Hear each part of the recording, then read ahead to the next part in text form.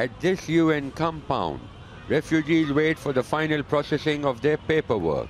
These Afghan families have called Pakistan home for decades. Once considered heroes of the Afghan war against occupying Russian forces, they are no longer welcome. We're left with no choice to stay here anymore. The police and the security agencies are after us. Raids are now the daily routine, and our lives have become miserable, and that's why we're leaving back to our country. Pakistan wants them to go back and is making life tough for them. There are frequent arrests and forced deportations. Left with few options, more and more refugees have decided to return home voluntarily and cash in on the UN's offer to help with their return. The Afghan government is also offering incentives to encourage them to return home. The president of Afghanistan has appealed to the people to go back home to rebuild the country.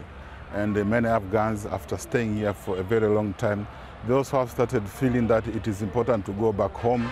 And there was a promise of land, there was a promise of facilities like education, health, water.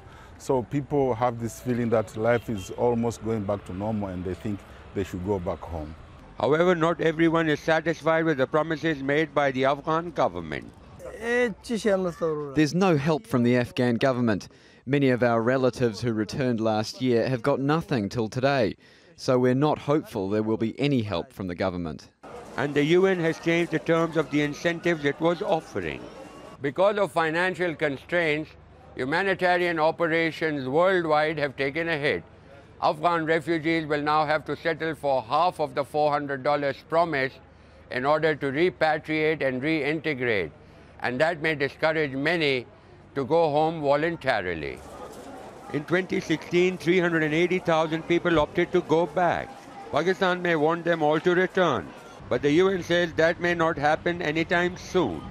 With the conflict still ongoing in their homeland, both refugees and returnees face an uncertain future. Kamal, Hyder, Al Jazeera, Peshawar.